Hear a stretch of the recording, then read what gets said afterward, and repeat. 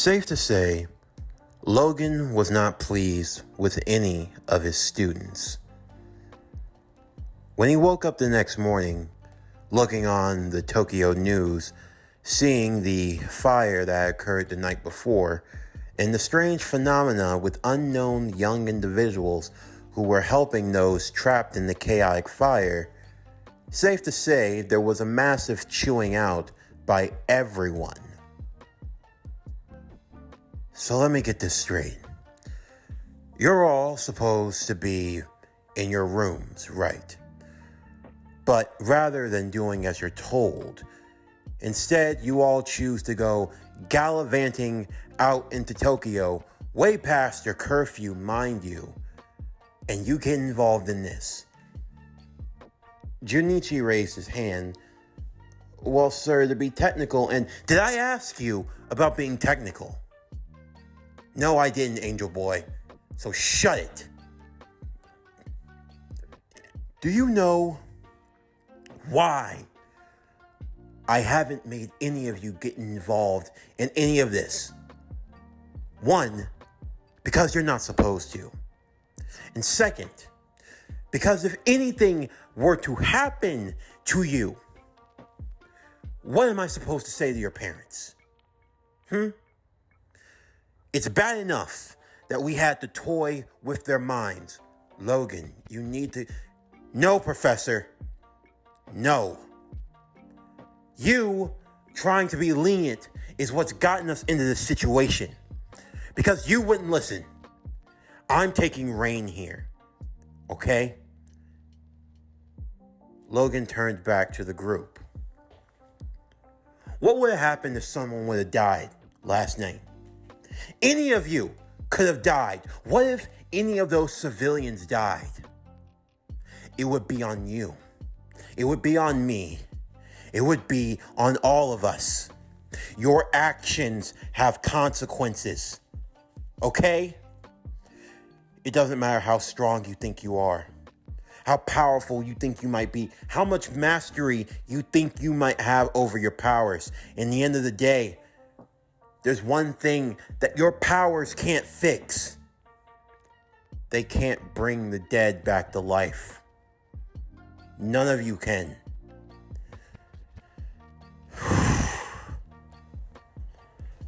But we did good, June would say as he spoke up for the group.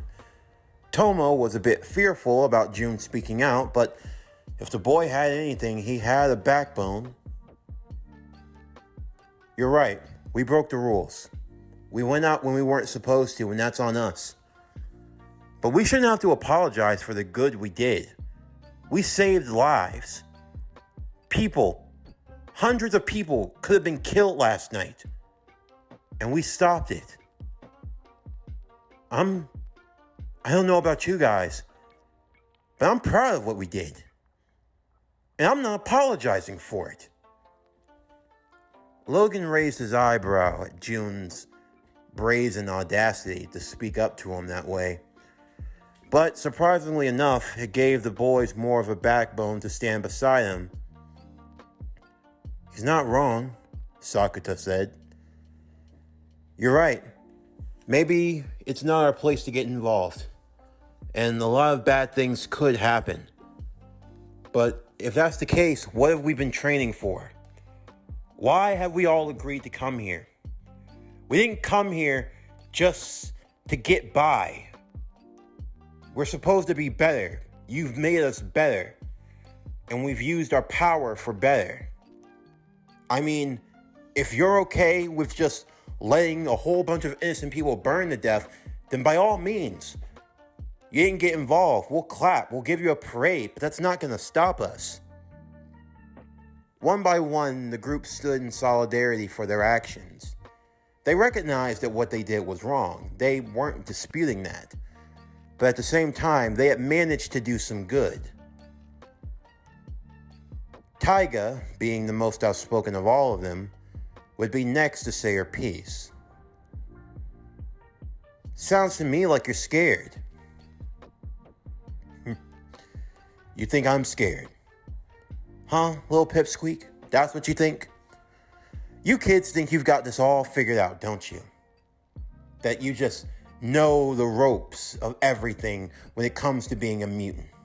A little over a few months ago, you were all crying and begging to go back to your mommies and daddies. But now you're all grown up, right? You all know what you're doing, don't you? Logan, you need to calm down. All of this anger isn't going to get us anywhere. Tell me, Professor, have you gotten any word on Wanda yet? Have you found her? No, I don't think you have. I've been searching tirelessly. I can't pinpoint her location. You know as well as I do that we need to find her as soon as possible. You know, you say that, and yet I got a feeling. I feel like you're not really trying at all. Like you're content with us being where we are now.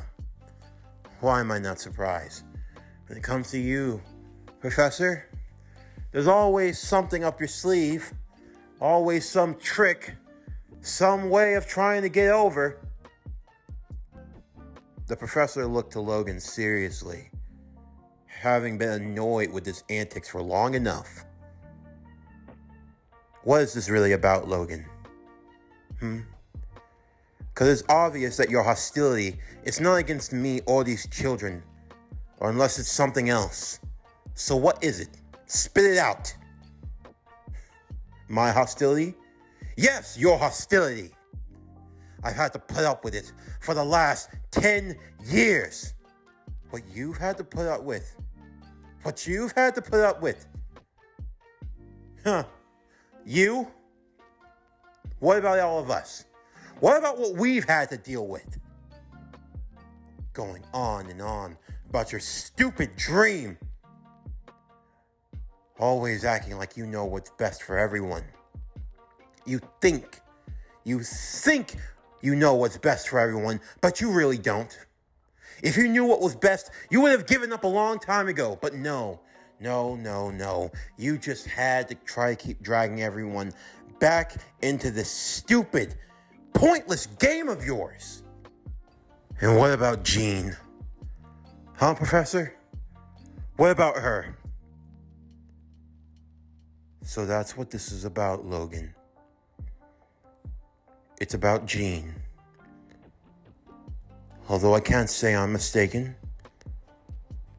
She's always been your thumbscrew, hasn't she? What you did to her, I did what I needed to do. I don't have to justify my reasons to anyone, especially to the likes of you. You, a man who doesn't even know who he truly is. Logan, you talk about me using everyone. Well, what about you? You just enjoy being used. You get a sick kick out of it. You always use your memories as an excuse, what you do and don't know, to try to figure and justify what you truly are. You know what you are. You know what you've done.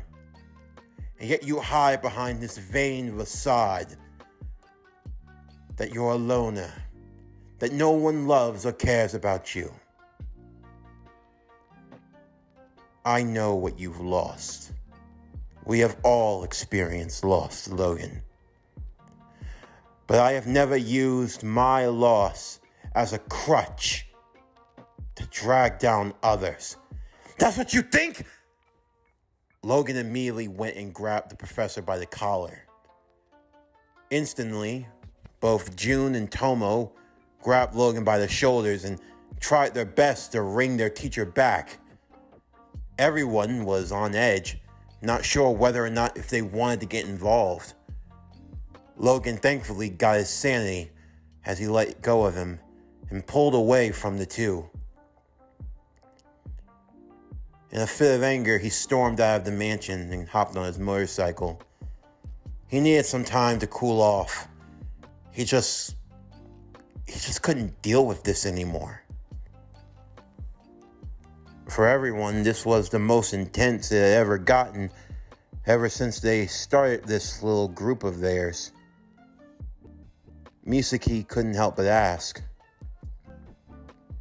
"Professor, it seems like he doesn't want to be here. You guys were a part of a team, so, well, what happened?"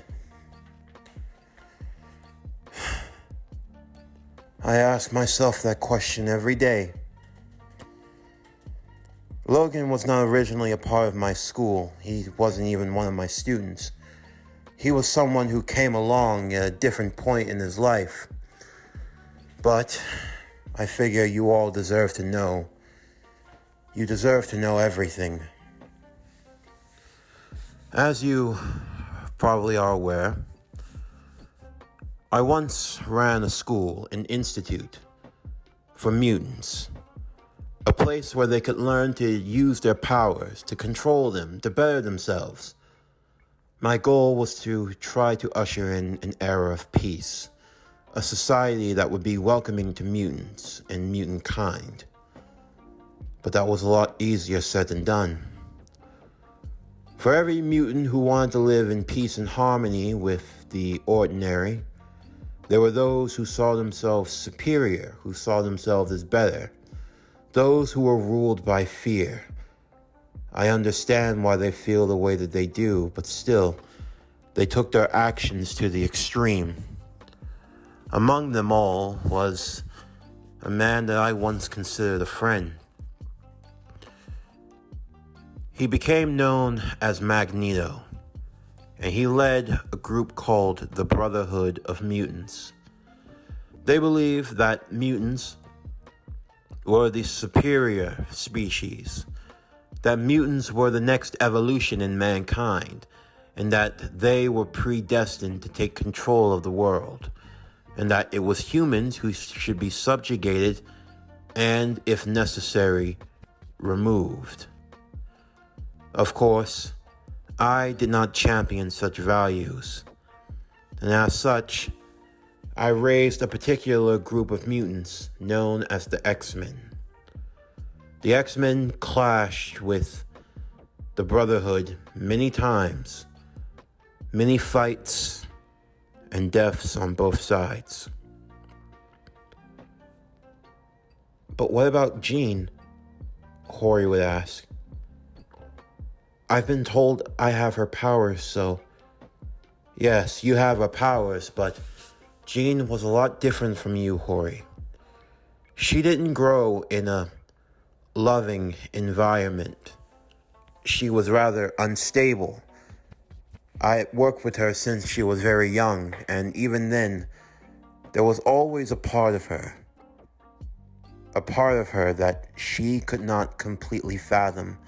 Another entity. It caused her to lose control. In time, it became so powerful, I didn't think, rather I knew. It would only be but a matter of time before she eventually lost all semblance of her being, and it would ultimately result in untold destruction. So I created mental barriers within her psyche as a way of allowing her to try to control her power better. My goal was that the barriers that I created within her mind would slowly dissipate one by one, the more she became acclimated with her powers.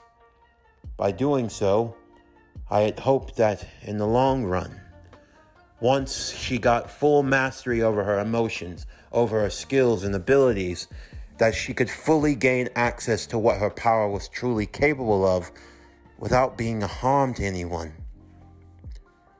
But that's also dangerous, Maya would say. From a logical perspective, it's easy to see why you did what you did, Professor. If Jean was as powerful as you say she is, and truly that unstable. But at the same time, I'm willing to bet that you did all this without telling her. And because of that, when her power did come back, it overwhelmed her. She didn't know how to control it. And what's more, she didn't know who to trust. And I guess that means you. You're correct. She eventually left us. She went and joined Magneto. That's what caused the great conflict. Our war was an attempt to get Jean back. However, Magneto had made rather great strides in recruiting people to his side. His forces were large. I called upon all those who could fight on our behalf. The battle that took place, it ravaged the cities. So much so that the military were threatening to get involved. And what was worse, Wanda Maximoff, the daughter of Magneto, she joined our side, but in the midst of her fight with Jean, something happened to Wanda. I tried to gauge into her mind of what was happening. While Wanda was attempting to battle against Jean, there was the presence of a second Wanda, a second Scarlet Witch. A second Scarlet Witch? Usui would say? How's that possible?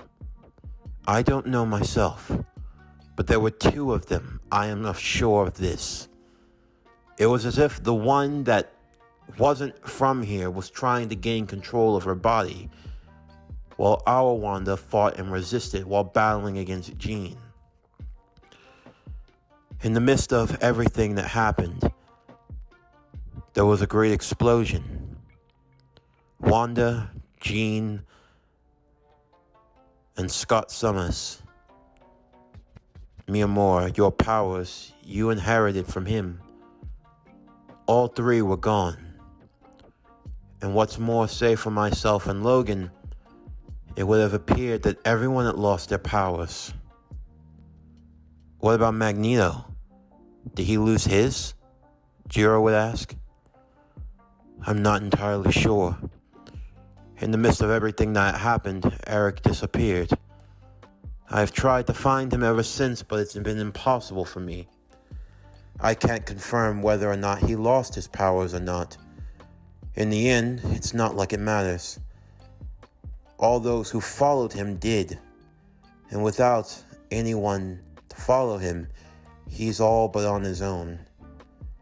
I have reason to believe that Eric has probably gone into a form of isolation, just attempting to live out his days in peace and quiet. Far cry from the man he used to be. So, this Wanda and Jean and Cyclops, Nagatoro would ask, they're all gone. And we're all that remains. For now, yes. That's why I'm trying to find her, wherever she is. But what if she's in another dimension? Naoto would say.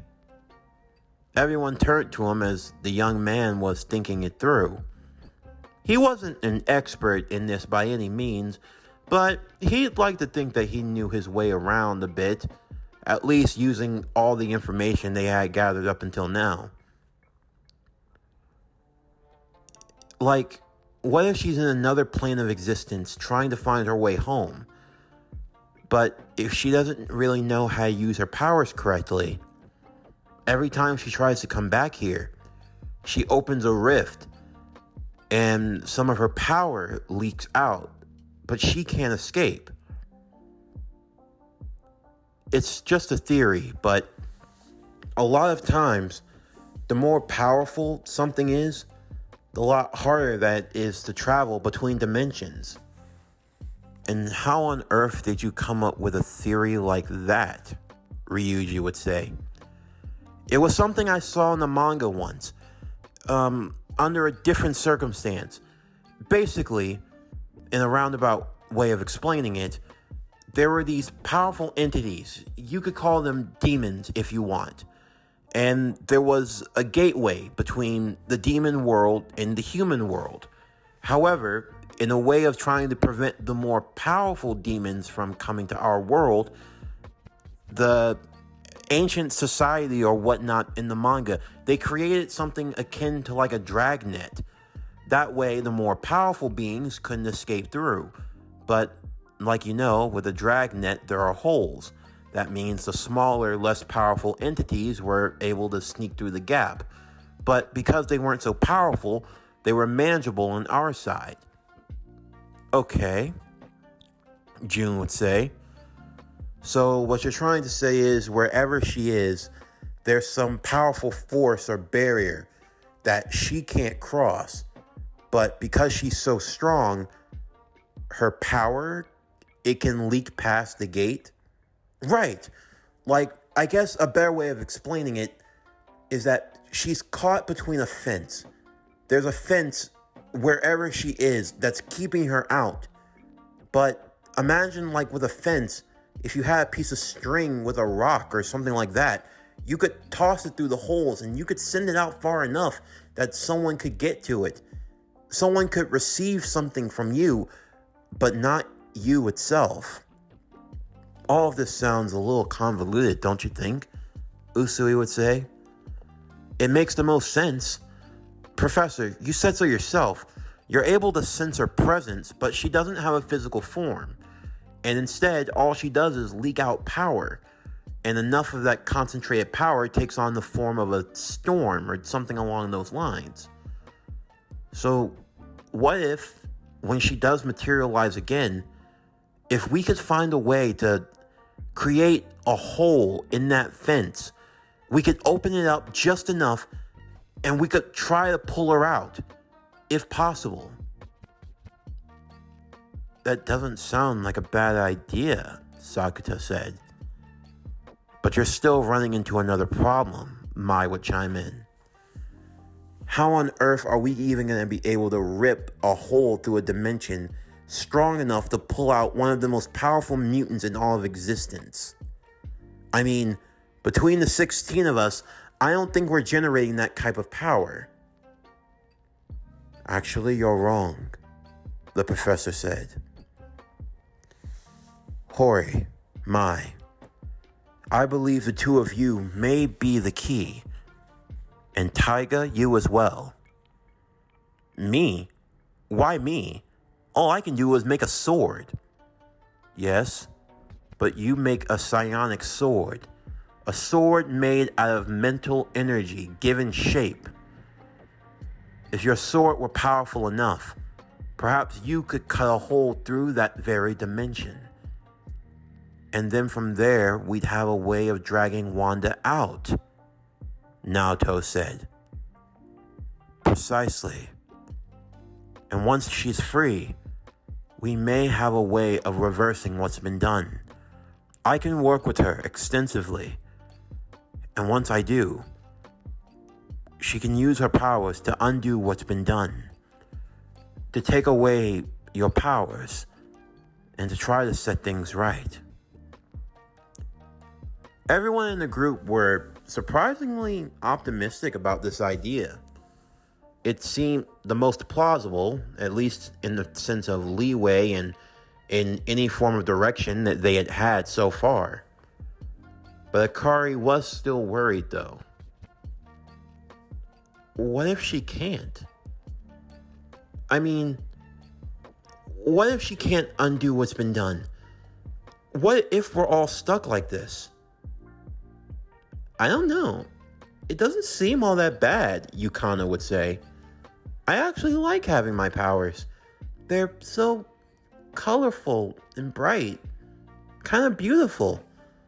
I don't really feel like they're bad. They feel almost like they're a part of you, Junichi would say. I've been feeling that same way for a while now, Ryuji also said. I don't know why, but even though my powers weren't originally mine, they feel like they have been. In all honesty, I don't know where I'd be without them. I don't know if I'd want to be without them. That is another thing.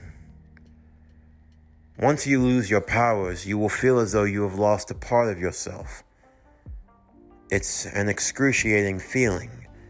Maybe not in the terms of physical pain, but in a form of limerence that will never leave you. I've watched you all grow in these last few months.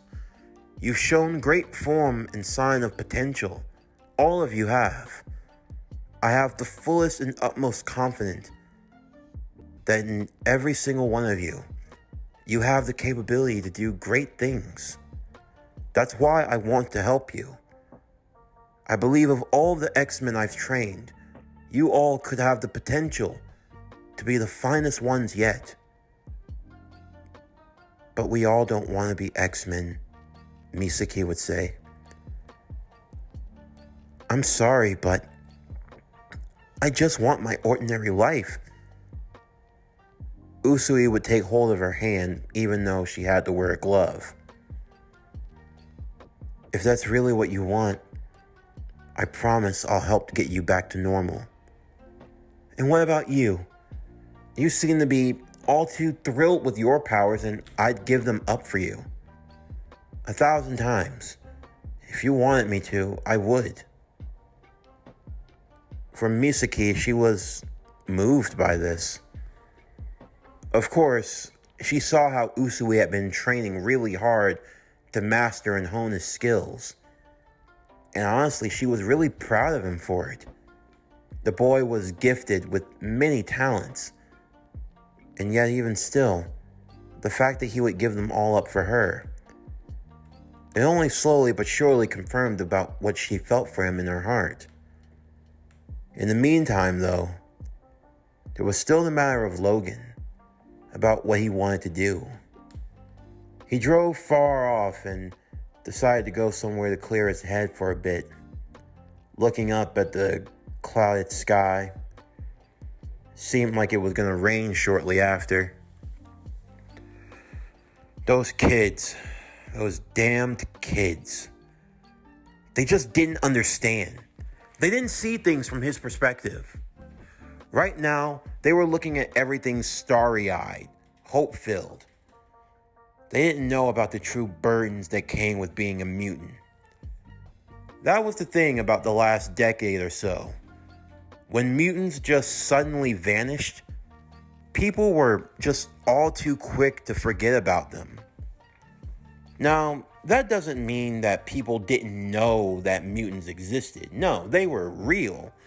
But the thing was that essentially the world went from chaotic mutant battles and fights for the evolution of the future to just back to some form of normality.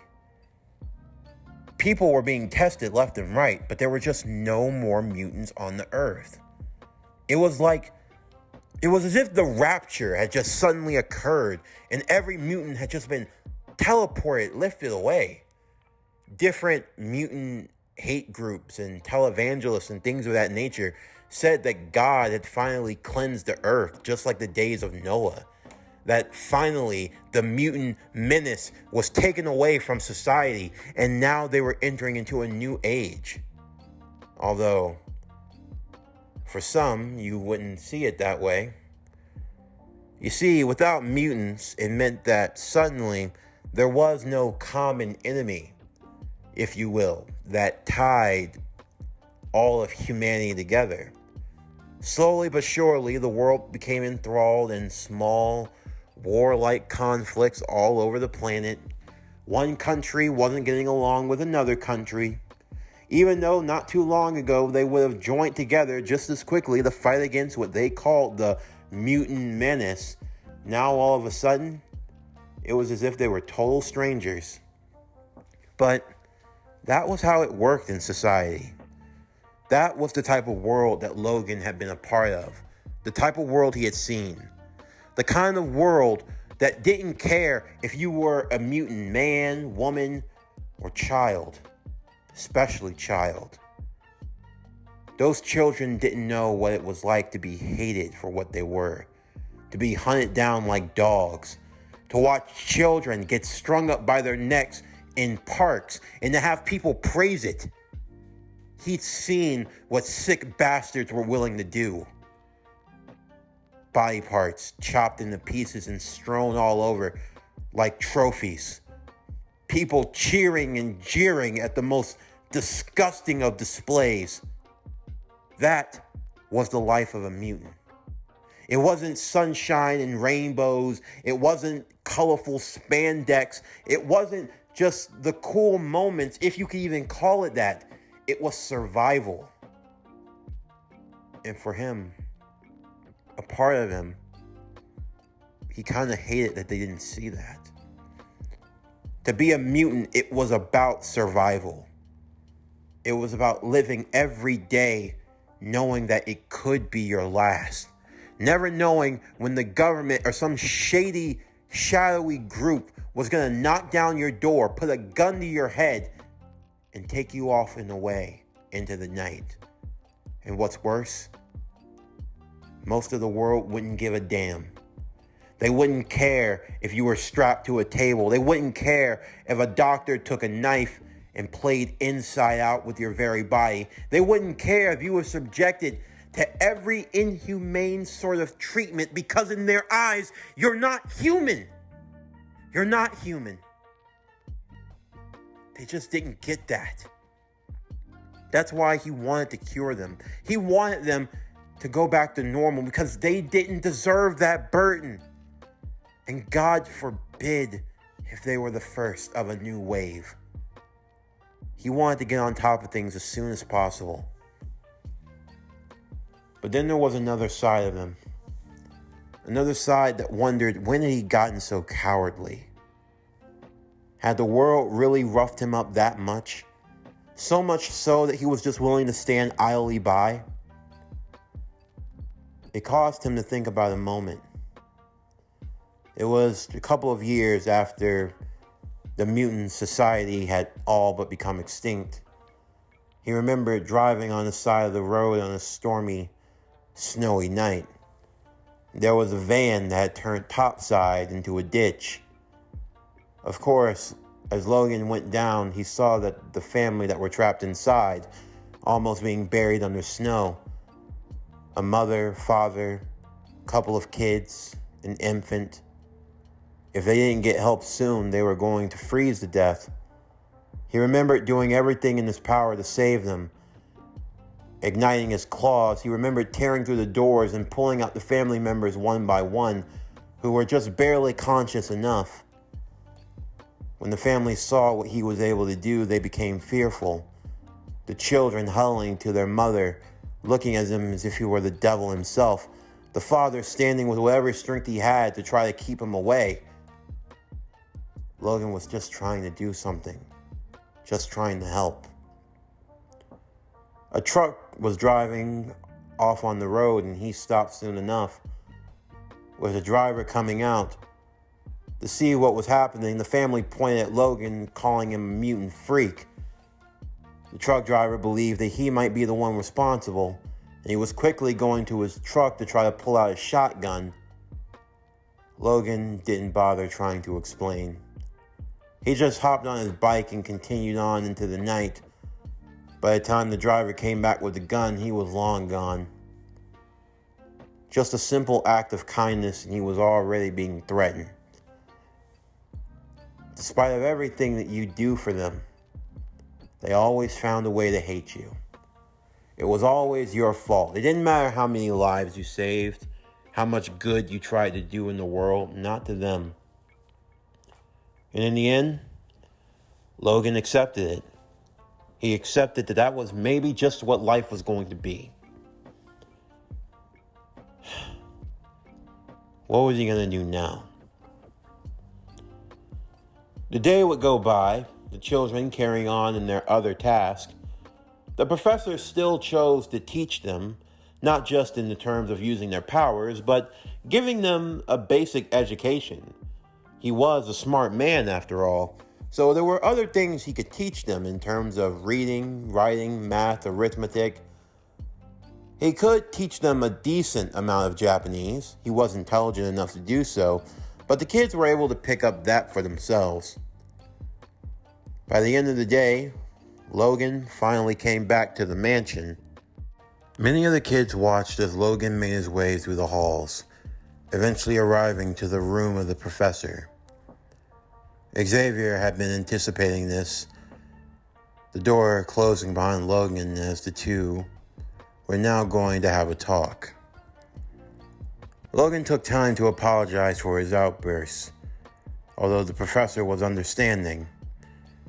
If he had to be honest, he knew that he had put him and many of his X-Men through a lot, through trickled truth and through hiding things that they needed to know.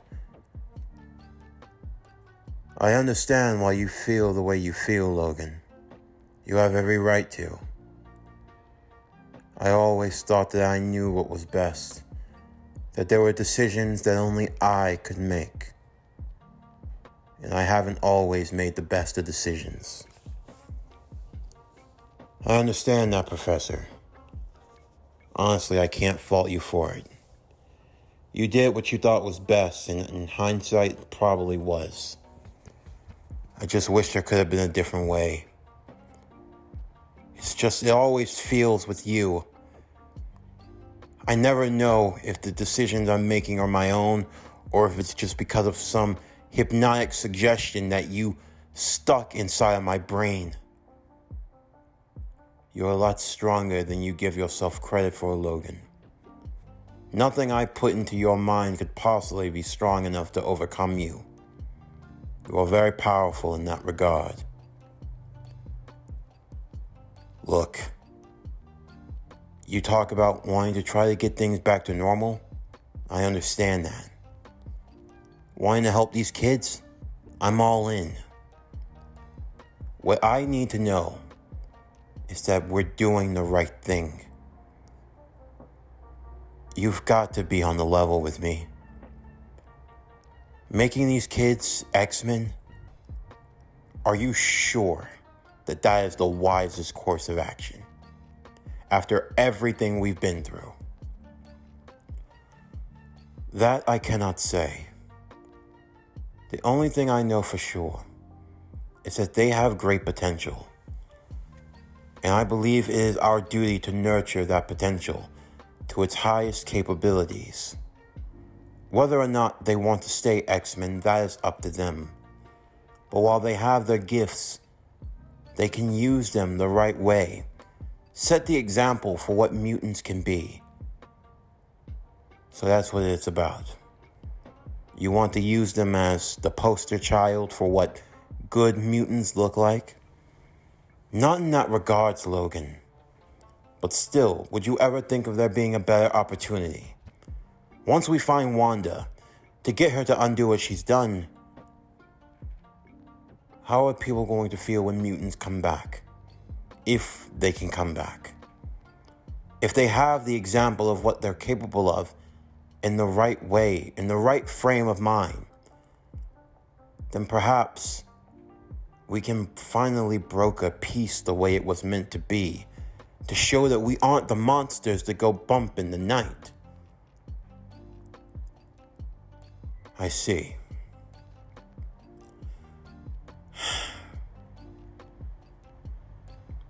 They get one chance. One chance. You understand me?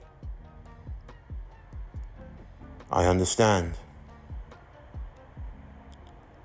The kids were all called together in the dining hall once again. The professor and Logan, having had time to talk, they'd finally come to an agreement. You get one chance. One chance. But the moment it goes south, the moment it goes to pot, I'm shutting it all down. Now look, you all have the potential to do great things, but I'm not going to put that above your lives. If necessary, I will put this whole place on lockdown, and I will hold all of you, if that's what it takes, to save you from yourselves. But if you really want to be X-Men, then you gotta show me that you're worthy. Regardless of what the professor says, I'm the one who's given the final say-so. And if that's the case, then your test starts 3 days from now. So you better be prepared. In 3 days? Junichi would ask. What happens in 3 days? In 3 days, you're going to be given a test. My test. And whether or not you become X-Men, it depends on if you pass. Cool, Tomo said. It can't be that hard. What, is it a written test or something? Logan simply smirked. No, Tomo. It's not a written test. All you gotta do is beat one opponent. All 16 of you. All 16? Who do we have to beat?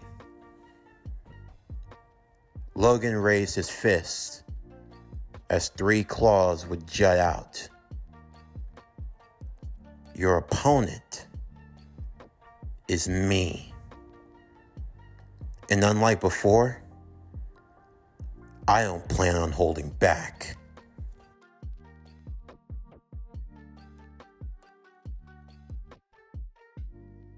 This concludes X-Men The Next Generation, What If Wolverine Trained the X-Men, Season 1, Part 6. As always, if you enjoyed today's video and everything else that we have to offer, then please don't forget to like, comment, subscribe, share, and hit that bell for post notifications so you can stay up to date on everything that is PowerCore Productions and Podcastings that's to come out now and in the future.